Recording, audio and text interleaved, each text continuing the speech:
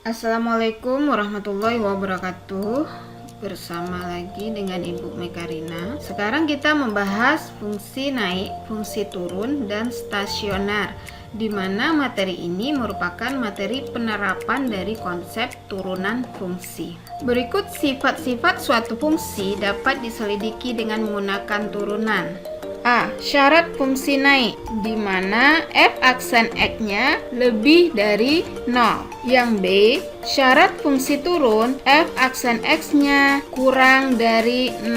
Dan yang C. Syarat stasioner, f aksen x-nya sama dengan 0. Titik stasioner dinamakan juga dengan titik kritis atau titik ekstrim. Sketsa seperti ini. Yang A, fungsi naik. Jadi nilai X1 dan X2 nya semakin bertambah sehingga membentuk sketsanya naik. Perhatikan fungsi turun. X1 menuju X2 semakin berkurang sehingga fungsinya turun. Dan perhatikan yang C, stasioner. Jadi di sini sketsa grafik seperti kurva menghadap ke bawah atau kurva menghadap ke atas. Yang mana titik stasionernya? Titik stasioner disama juga dengan titik puncak kurva. Jadi ada yang minimum yang di bawah dan juga ada yang maksimum yang di atas. Untuk lebih jelasnya perhatikan contoh soal berikut. Diketahui fungsi fx sama dengan x kuadrat kurang 4x tambah 8. Kita bahas bersama. Yang A, interval fungsi naik. Sebelum kita tentukan intervalnya, yang pertama kali kita turunkan fungsinya, yang mana fungsi fx sama dengan x kuadrat dikurang 4x ditambah 8, kita turunkan menjadi f aksen x sama dengan, ingat sifat turunan, jadi x kuadrat kita turunkan menjadi 2x, kemudian min 4x, ambil yang di depan x, jadinya 4. 8-nya kemana? 8 turunannya 0. Jadi diperoleh f aksen x-nya sama dengan 2x kurang 4. Tadi kita tahu syarat fungsi naik adalah f aksen x-nya lebih dari 0. Jadi kita masukkan 2x kurang 4 lebih dari 0. Kita selesaikan, diperoleh x lebih dari 2. Jadi interval fungsi naik kurung kurawal ini dibaca x, di mana x lebih dari 2 dan x elemen bilangan real. Nah, itulah jawaban yang A.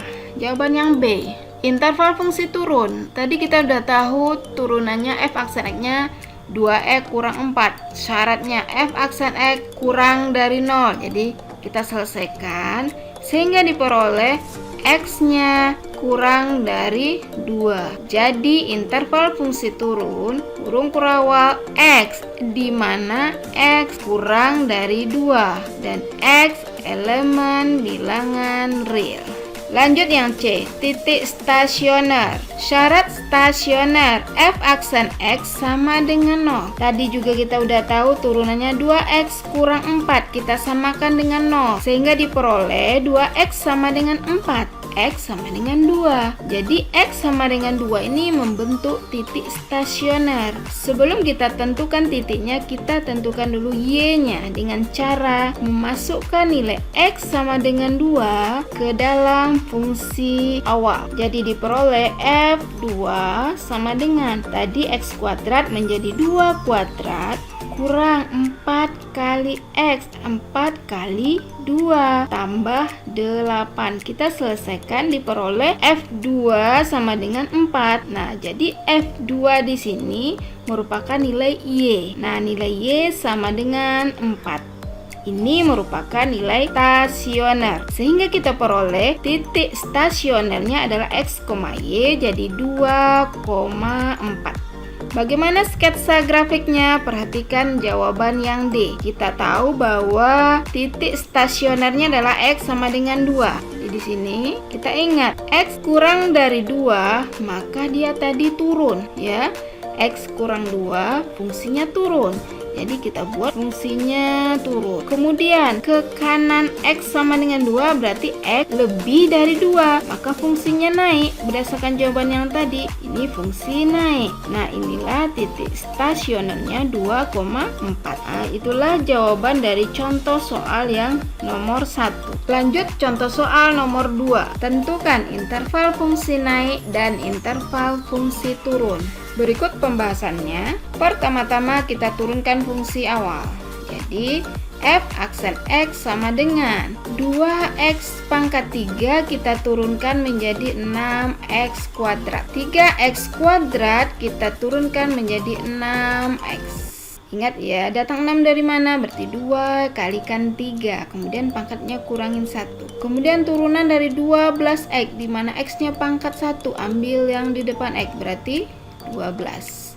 Setelah diperoleh turunannya, maka kita selesaikan atau kita faktorkan dengan cara menyederhanakan dengan dibagi 6. Ya, ini dibagi 6 jadi 1, ini bagi 6 1, ini dibagi 6 2, sehingga diperoleh x kuadrat kurang x kurang 2 lebih dari 0. Kita faktorkan.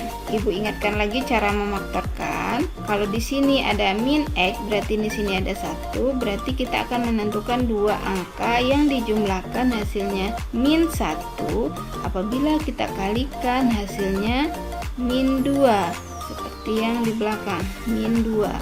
Berapakah bilangannya itu? Yaitu min 2 dan plus 1. Min 2 dan 1. Masukkan jadinya x kurang 2 kali x tambah 1. Untuk menentukan x-nya, kita samakan dulu dengan 0. Berarti x kurang 2 sama dengan 0. X sama dengan 2. Kemudian x tambah 1 sama dengan 0, x sama dengan min 1. Kemudian kita tentukan daerahnya, di manakah fungsi naik dan di manakah fungsi turun. Sebelumnya kita ambil titik ujinya 0. Kenapa titik ujinya 0? Itu yang paling mudah. Jadi ambil titik ujinya 0. Kemudian 0 dimasukkan ke sini. Sehingga diperoleh 0 kurang 2, jadi diganti x-nya dengan 0. Berarti 0 kurang 2 kali 0 tambah 1. Nah, ini jadi min 2 kali 1, hasilnya min 2.